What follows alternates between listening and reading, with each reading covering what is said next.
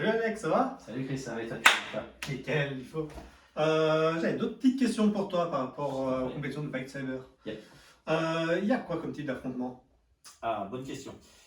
Effectivement, par rapport à peut-être d'autres façons, d'autres styles, d'autres écoles, on a essayé de mixer différents styles d'affrontement. Le grand classique que tout le monde connaît, on se tape dessus en gros avec des sabres. Donc ça veut dire arme longue, lame polycarbonate, 92 cm, un coin bleu, un coin rouge. On fait des combats, donc ça c'est arme longue. Ok. On essaie de faire en sorte que tous les gens puissent participer à chaque fois dans des poules avant de faire éventuellement des matchs éliminatoires pour que les gens puissent combattre un maximum de personnes. Mais il n'y a pas que ça. On a aussi une autre façon de combattre qui plaira beaucoup justement du Yos, du Kali et des autres types comme ça, c'est les combats à l'arme courte. Donc là, on a une arme qui est beaucoup plus petite, c'est la taille d'une machette à peu près, on est dans les 70 cm, un petit peu au-dessus. Et là, pareil, la tenue est libre, les règles sont exactement les mêmes. Je n'ai pas le droit de taper avec le reste de mon corps, je ne me sers que de la partie lumineuse de mon arme pour combattre. La différence, c'est que du coup, j'ai une arme courte au lieu d'avoir une arme longue. Donc ça, on va dire, c'est les deux grandes catégories. En plus de ça, alors, juste une petite chose aussi importante, dans les combats, vous avez pu voir sur le site internet au niveau des règles, on n'est pas séparé pour les catégories par poids, on est séparé par taille. C'est-à-dire qu'on essaie de faire en sorte, en tout cas dans les premiers combats, que les gens de 2 mètres ne vont pas affronter les gens d'1 mètre 50. Ok. Mais en plus de ça, il va y avoir à la fin une catégorie qui s'appelle l'absolute, dans lequel en gros, à partir des ados, tout le monde va être mélangé, tout le monde va affronter tout le monde. Et là, par élimination directe, l'arme est libre, on peut combattre soit arme longue, soit arme courte.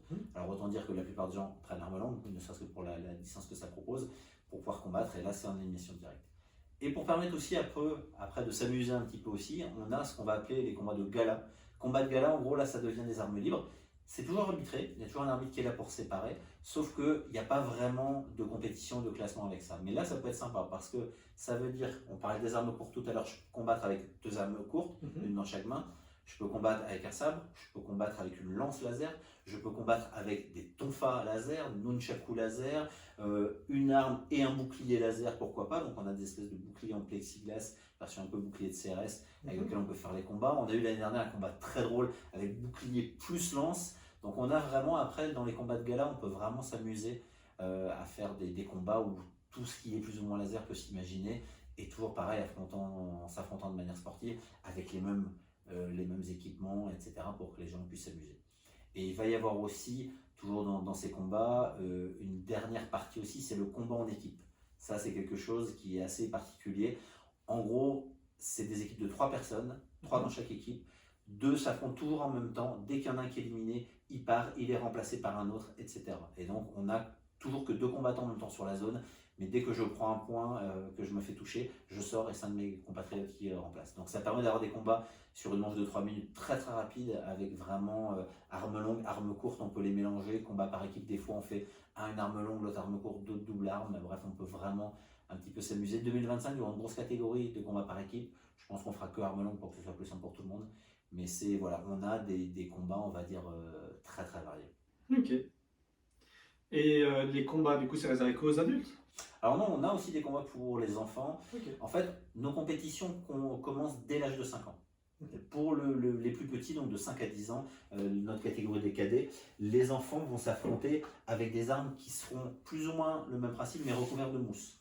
Donc c'est des armes, les enfants, ils restent quand même casque et gants, ça ne devrait pas changer, mais ils vont s'affronter avec des armes uniquement courtes, parce qu'à leur âge, déjà tenir à 2 mains, c'est comme s'ils avaient une arme longue pour eux. À 5 ans, ça pour eux, c'est un sabre. Donc de 5 à 10 ans, on va utiliser cette arme en mousse là. À partir de 12 à 14, on va avoir les pré-ados qui vont s'affronter avec des armes longues, mais pareil, recouvertes de mousse aussi, pour éviter des accidents. Donc pareil, un coin rouge, un coin bleu, ça ne va pas changer. Et c'est qu'à partir de 14-15 ans, quand ils vont passer en gros dans la catégorie espoir, où là, ils reviennent avec l'arme. Donc on a vraiment tous les âges, d'à partir de 5 ans jusqu'à pas de limite, où les gens peuvent s'affronter, et pareil, avec des systèmes d'équipe, etc. Après, le type d'affrontement, on va dire, change pas. Ok. Dans une autre vidéo, tu avais expliqué qu'on pouvait ramener notre propre armure. Mais si on a un sabre personnel, on peut le ramener aussi? Oui, alors effectivement, c'est vrai qu'on n'en a pas parlé de ça la dernière fois, on n'a parlé que des protections. Les gens qui ont leur propre sabre peuvent vraiment venir combattre avec, mais à une condition. Enfin, en fait, à 2 conditions. La première condition étant de pouvoir avoir soit une lame rouge, soit une lame bleue, parce que comme je disais, on a un coin bleu, on a un coin rouge. Comme on a vu aussi dans une autre vidéo, quand on fournit les équipements de protection, on a les casques rouges, les casques bleus, pour que les gens puissent se protéger, gants bleus, gants rouges, etc. Si moi je dois venir combattre, je peux venir dans la tenue que je veux, avec l'arme que je veux. La seule chose qu'on demandera aux gens, c'est justement que leur arme puisse être en couleur bleue, en couleur rouge, pour aider à l'arbitrage, au public, etc.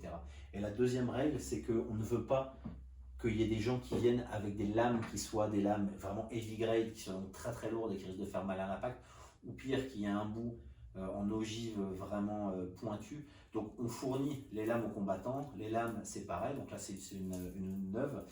1 pouce de diamètre, de toute façon ça c'est du standard, 2 mm d'épaisseur, bourron. Donc les gens qui viendraient avec leur propre arme, si tu veux venir demain avec ton sabre et qu'il répond aux conditions et qu'il n'y a pas de bout saillant qui risquerait de blesser la personne, ce qui est le cas de quasiment tous les sabres, à partir de là, on te fournit une lame officielle de la compétition pour que tu puisses la monter sur ton sabre et combattre avec. Donc on ne veut pas que des gens viennent avec des armes qui pourraient être dangereux. Encore une fois, on en parle, la sécurité ça reste le truc le plus important, et qu'on n'ait pas des gens qui risquent d'avoir des trucs trop pointus qui pourraient blesser les autres. Mais oui, effectivement, si tu as ton sabre, tu peux venir avec, comme avec tes gants, donc il n'y a pas de problème. Ok, intéressant. Et il n'y a que des affrontements à cet événement? Alors non, il y a une autre partie, en plus de la partie purement combat sportif, il va y avoir aussi toute la partie démonstration technique, mais ça, je te propose qu'on regarde ça dans une autre vidéo. Allez, let's go. C'est parti.